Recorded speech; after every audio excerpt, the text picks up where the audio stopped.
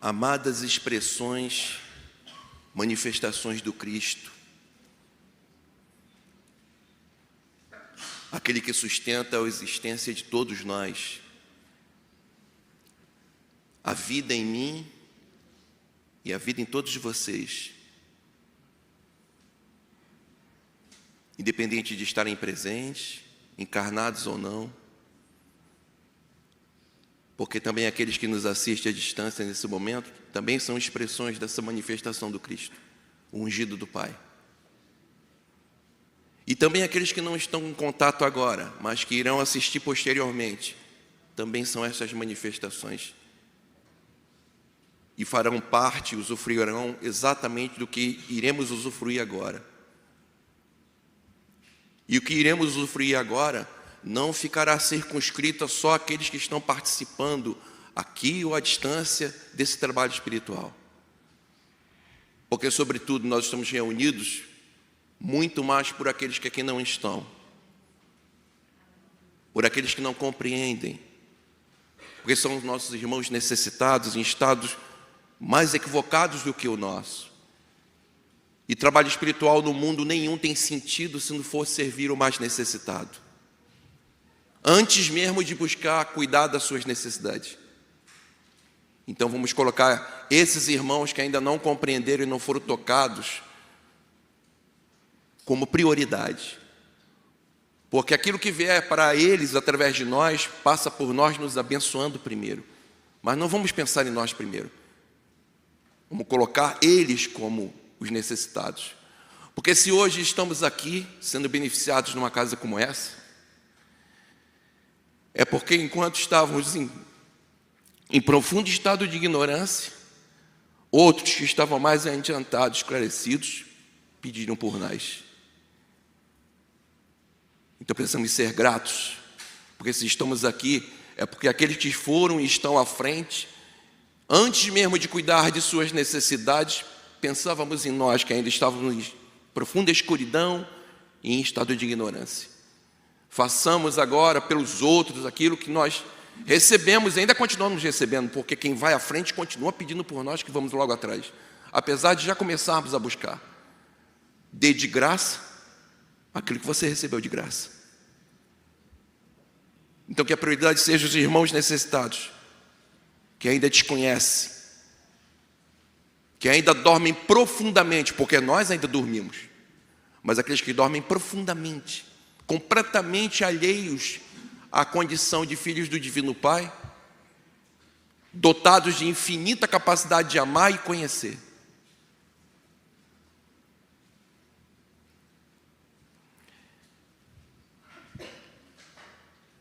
Com o auxílio de todos vocês,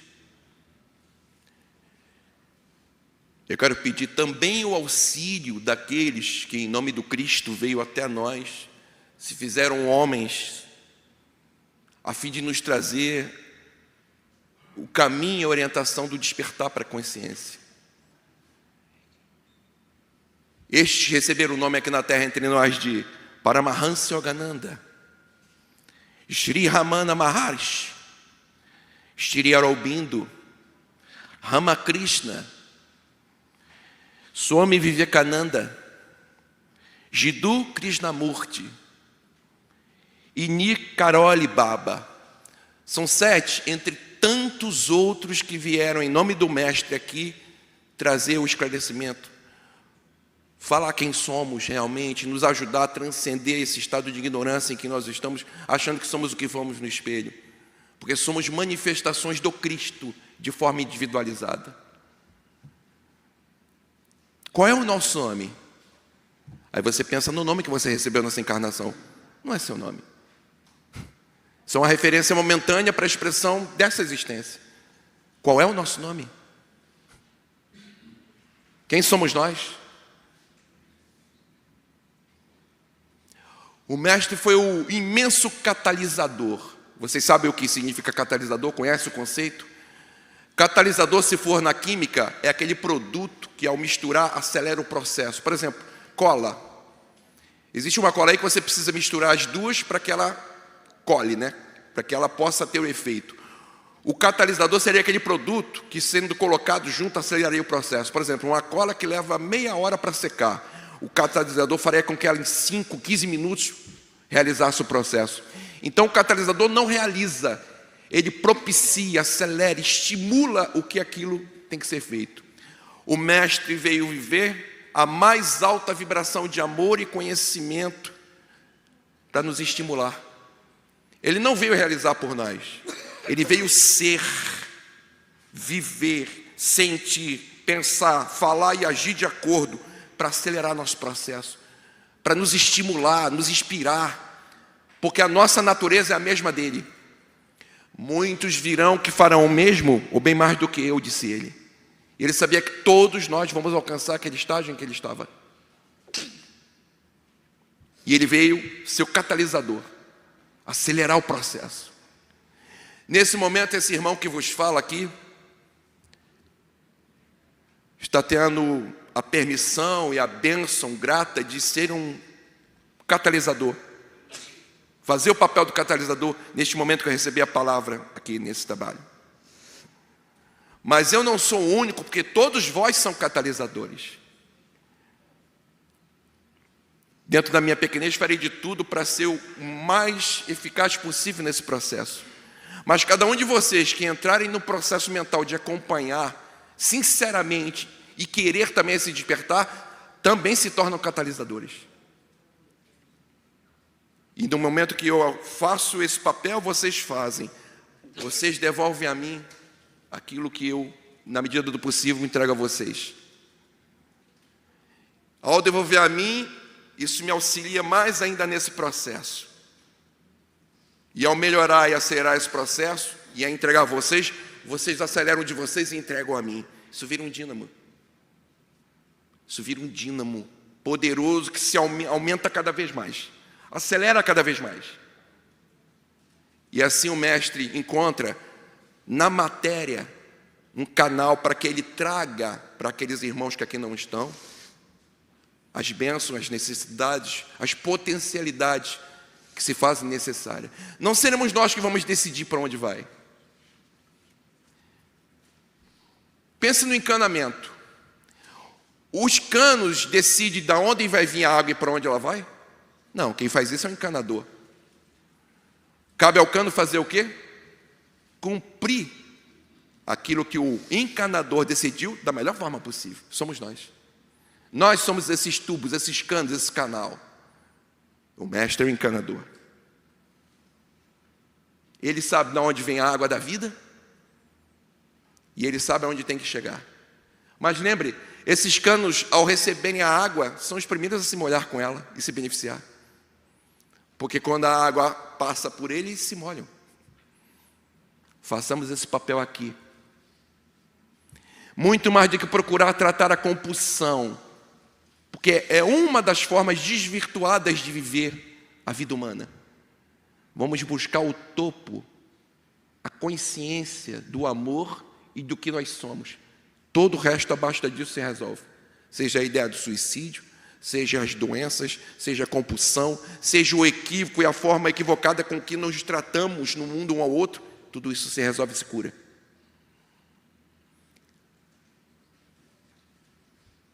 Não vamos focar no escuro, vamos focar na luz, porque o escuro não é uma presença, não é real.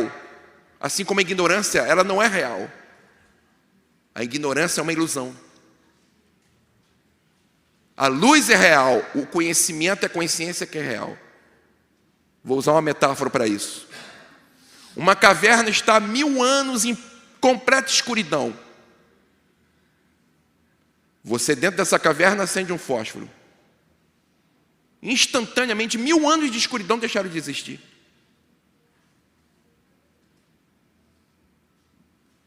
O que é real? A luz ou o escuro?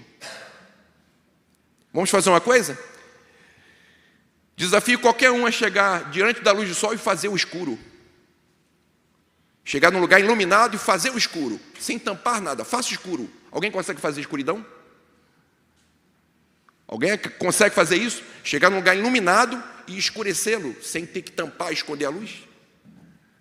Pois no escuro você pode fazer a luz e acabar com a escuridão instantaneamente. E quanto mais luz, mais você verá dessa caverna escura. A escuridão, assim como a ignorância, é uma ilusão. A luz e a consciência, essa é real. Isso é realidade. Esses irmãos vieram falar sobre isso para a gente.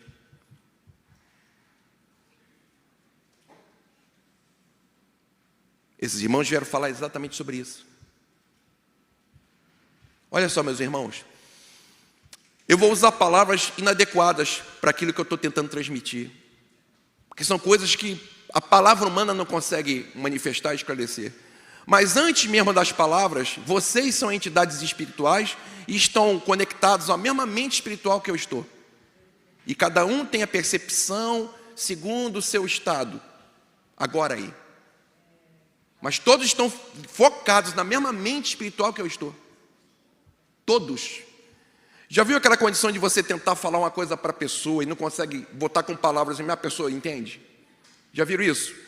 Alguém quer falar uma coisa com você e tenta passar palavras e ela não consegue usar as palavras certas. Mesmo assim você entende? Não foi uma comunicação verbal. Aquilo foi uma comunicação de mente para mente. No momento que a pessoa está tentando falar para você e você estava prestando atenção, querendo entender, você foi além de ouvir as palavras. Você se conectou com a mente e por isso foi possível, mesmo sem ela conseguir transmitir com palavras, você entendeu o que ela queria dizer. É o que vai acontecer aqui entre nós agora. Não criem expectativas do que vai ser dito. Foquem no que está sendo dito e a sua mente, que está conectado à minha e à nossa, ao plano mais elevado, fará o papel que cabe a cada um de nós receber. Porque existem os méritos e os deméritos de cada um de nós. E não crie expectativas, sem expectativas. As expectativas atrapalham, pertencem ao ego, pertencem à ilusória personalidade nossa. Agora, Senhor, uma coisa que a gente precisa ter aqui é gratidão. Esse sentimento vai nos ajudar. Gratidão. O que é a gratidão? É o amor em forma de reconhecimento. Poxa, John, reconhecimento de quê? Eu estou em meio a uma aflição terrível. Eu sou compulsivo. Ou estou lidando com um compulsivo. Ora, será que não temos motivo para ser gratos? Nós fomos criados pelo Pai Divino. Nós existimos. Não é motivo para ser grato? Somos imortais. Fomos feitos imortais. Existiremos sempre. Independente de quantas vezes ainda cometamos equívocos, estamos a caminho de compreender um amor inimaginável para a gente ainda. E de conhecer coisas que nossos irmãos cientistas buscam materialmente, com os canais, os instrumentos materiais, que nós vamos compreender diretamente à medida que amamos e transformamos amor e conhecimento em serviço ao outro. Você acha que um espírito puro não conhece mais do cosmos do que qualquer astrônomo nosso? Por mais que ele tenha desvendado com as lunetas e com os instrumentos dele o cosmos, você acha que um espírito puro não sabe mais indiretamente, porque a mente dele está ligada àquele que criou? Ligada ao Cristo da Terra, que conhece muito infinitamente o que é o cosmos. Vocês esperam conhecer o universo e outros planetas levando esses corpos? Isso nunca vai acontecer. Isso é uma ilusão, uma vaidade, uma presunção nossa encarnada. Sabe como conheceremos o cosmos? Pensamento. Espíritos viajam pelo cosmos? Pensamento. E qual é a força motora? Amor. É o amor que é a força motora que os possibilita ir a toda parte, porque não vão a lazer, vão a serviço do todo. E indo ao serviço do todo, do qual eles fazem parte, são beneficiados.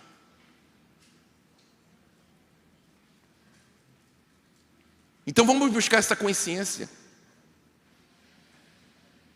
Porque nós estamos revestidos de 7 corpos. Mas nós estamos agora em contato com essa consciência superior, agora, aqui. Só que nós não estamos lúcidos e despertos nesse plano. Mas agora aqui, nós estamos no mesmo plano do Cristo. Só que não estamos maduros para perceber. E como isso acontece? Somos mergulhados no mais profundo, mais denso do que existe, que é a matéria. E então, vamos nos tornando lúcido e consciente dessa presença, paulatinamente, da matéria, depois no plano astral, no plano mental, no plano atímico, no plano búdico, e aí estamos juntos e unidos ao Cristo, consciente. Mas agora mesmo, nesse instante, enquanto estamos na matéria, estamos em contato. Mas é aqui que a gente realiza.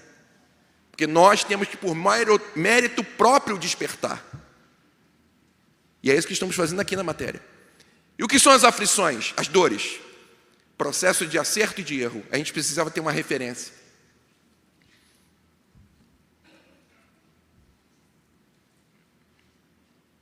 E as dores, sejam elas quais forem, mentais, físicas, morais, são como um farol mostrando a direção.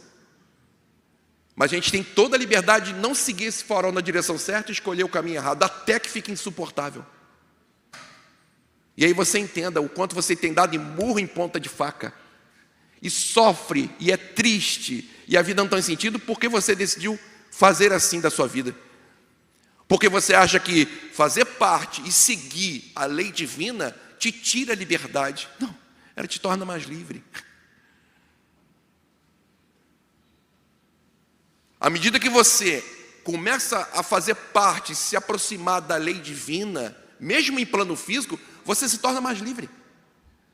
Torna-se livre das compulsões, torna-se livre das doenças, do egoísmo, da vaidade, da luxúria, da maldade, seja ela qual for, em todos os níveis. Porque essa prisão não está fora, essa prisão é você em estado de ignorância. Um espírito que viaja pelo universo para fazer estudos, segundo o interesse que ele tem, de conhecimento e de trabalho que ele quer realizar, só é possibilitado fazer isso porque ele vibra em sintonia com a lei divina. E ele então tem a liberdade de fazer isso. Imagine nós, aqui encarnados, se tivéssemos liberdade para já estarmos visitando outros planetas e outros cosmos, o que estaríamos fazendo lá num estado de ignorância, de egoísmo, de vaidade que nós temos? O que estaríamos fazendo? O que a gente faz nesse mundo ainda: destruir, desunir, magoar, ferir, inclusive a si próprio.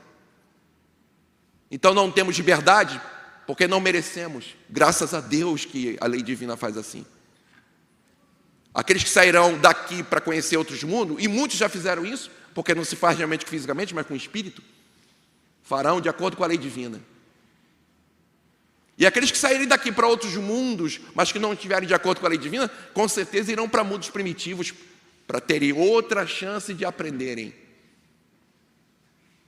a buscarem o amor e a verdade. Façamos uma coisa prática e simples aqui. Não crie expectativa. Olha, meus irmãos, nesse instante em que eu vos falo, ao mesmo tempo que vocês olham através dos olhos físicos para fora, e me veem todos aqui, veem o ambiente, vocês também percebem os pensamentos surgirem em suas cabeças, não percebem? Ideias e pensamentos? Ora, então vocês não são o pensamento nem a mente, porque existe uma outra entidade mais interna que está além da mente. E essa entidade olha os pensamentos surgirem, porque a tela é como se fosse uma mente, ao mesmo tempo que olha para fora, para o mundo material. Esse que eu vou dar o nome de observador é você. Não interessa o que aconteça com o vosso corpo nesta terra, nada acontece nele. Ele é um imortal. Ele é a consciência dotada da capacidade de amor nessa eterna viagem educativa. Enquanto eu falo aqui, e gesticulo, e percebo o ambiente, eu estou tentando me manter nesse observador. Esse observador percebe as ideias surgirem, transforma em palavras, para que eu possa transmitir as ideias a vocês. Vocês ouvem as palavras, a mente decodifica as palavras porque elas têm significados, e juntos numa frase transmite uma ideia, mas quem toma consciência de tudo isso é quem está atrás da mente, lá para além da mente, é esse observador. Esse é você. Esse não precisa dormir, ele não precisa de descanso, não precisa de comida. Ele só tem uma fome. E que por mais que ele passe fome, ele também não deixa de existir. Ele é imortal. Mas sabe que fome essa entidade que você tem? De amar e de compreender, conhecer. Essa é a fome da entidade verdadeira. Mas enquanto a gente não tem o domínio do mundo material, desse personagem, em vez de a gente buscar o amar e o compreender, a gente desvia isso para buscar prazeres, experiências sensoriais, comida, estar num lugar confortável, bebida, ter prazeres ilusórios nas relações humanas, nas relações com o mundo. A ilha grega de Mykonos, lindíssima, né? Muito bonita. Qual é a diferença de você estar numa praia no Rio de Janeiro, em Mykonos, realmente, sem as ilusões de que você está num lugar fantástico?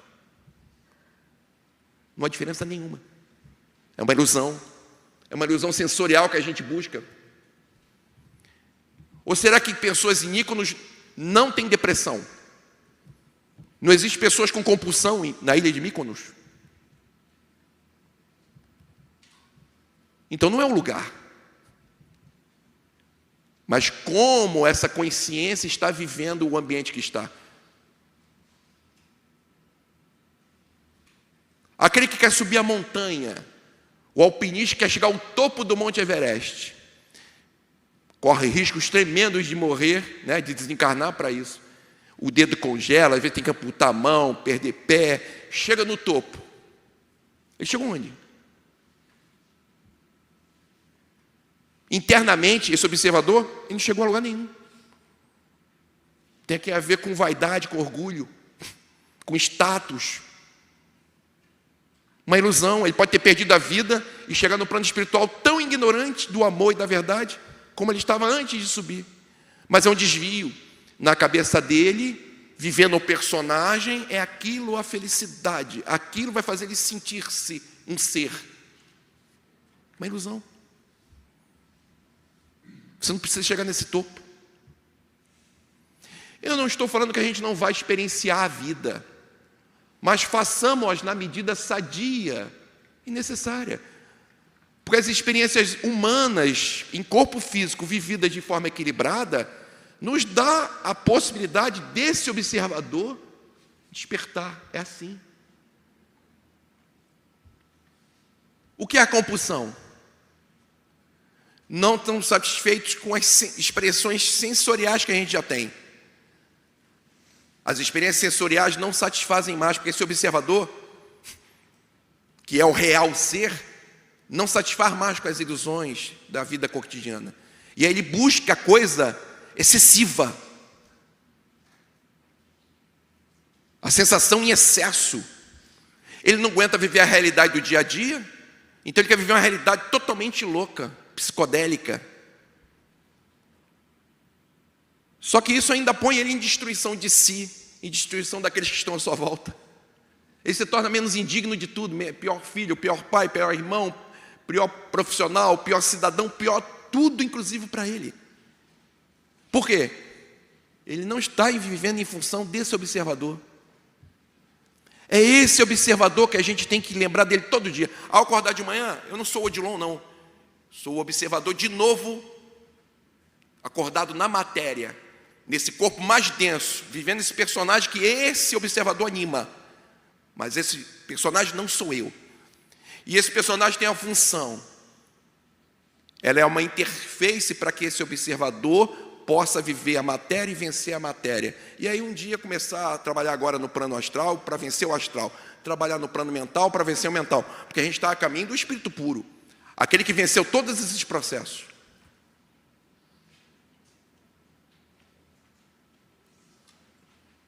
É aquele que venceu todos esses processos. Nós aqui não somos cidadãos do espiritual, do plano espiritual. Vocês sabem disso? Nós que encarnamos não somos cidadãos do plano espiritual. Não temos esse direito ainda. Ao desencarnar, a espiritualidade fala que a gente fica onde? Na erraticidade. Quem está errático é aquele que não tem ainda o quê? Destino certo. Então você desencarna, você está na erraticidade. Mesmo que você esteja no nosso lar. Nosso lar, lembra, é o plano astral no nível mais alto. Ainda tem um nível mental acima. Quem está em nosso lar ainda está errático. Não é um cidadão no plano espiritual. Tanto é que, para continuar a evolução, é preciso fazer o quê? Reencarnar. Quem está no nosso lar está reencarnando ainda. Ah, mas quem estiver acima no plano mental, não, esse aí já não é mais, está no estado errático. Está no estado errático. A mãe de André Luiz, no nosso lar, reside em nosso lar? A mãe de André Luiz reside em nosso lar? Não, ela reside numa cidade espiritual, no plano mental. Ela encarna ainda, tanto é que ela vai encarnar para ajudar o marido. Por quê? Ela não é cidadã do plano espiritual. Ela está na erraticidade. O único cidadão do plano espiritual é aquele que alcançou o status de espírito puro. Ele venceu a matéria, ele venceu o emocional, venceu o mental. Obteve o controle. É claro que ele pode vir a matéria em cumprir missão? Sim, ele vem a matéria, cumprir missões. Porque se ele pretende chegar ao nível de anjo e de arcanjo, ele precisa continuar provações. E você não faz provações num plano que você está, você tem que mergulhar naquilo que é mais difícil. O Cristo não está envolvido com o planeta Terra e todos nós?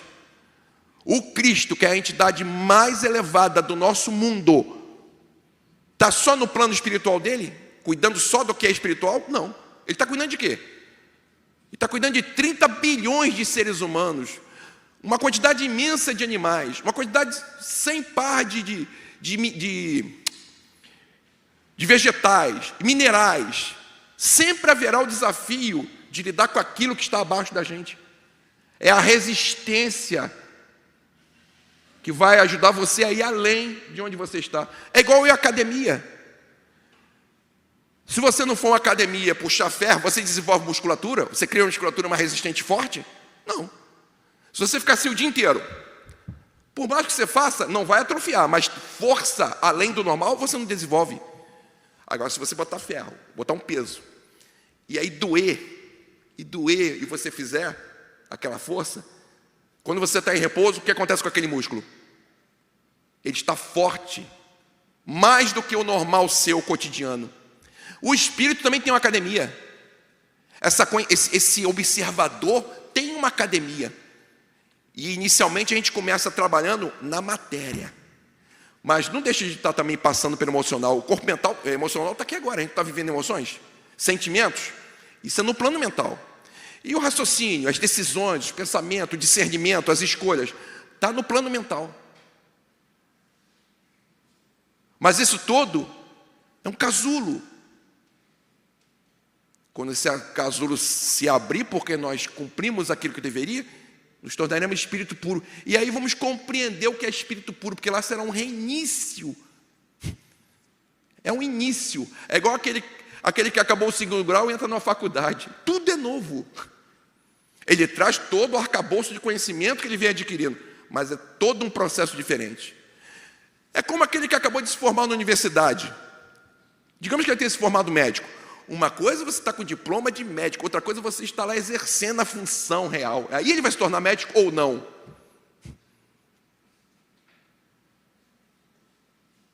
Então vamos pensar simplesmente nisso.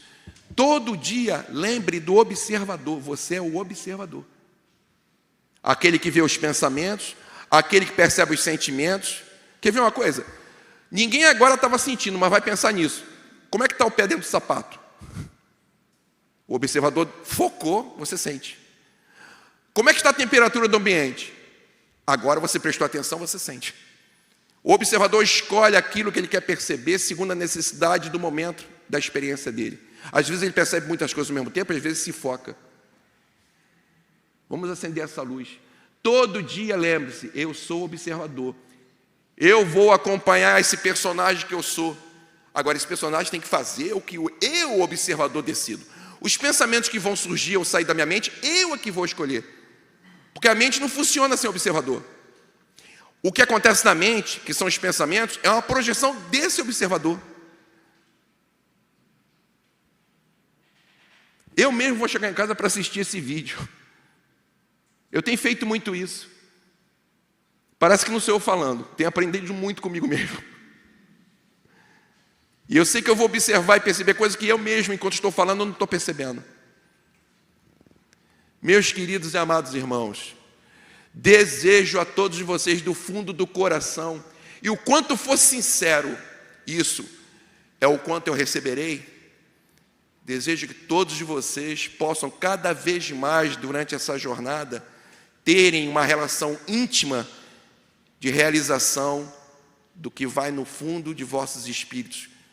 Vocês todos que são manifestação do Cristo, assim como eu, são vidas da mesma vida que eu sou. E eu não posso desejar nada e alcançar nada se eu não estender isso a todos vocês que são também vida de minha vida. Que seja feita hoje sempre a vontade do nosso querido e amado Mestre, o Cristo, o ungido do Pai. Namastê. Obrigado, Edilon. A música, por favor.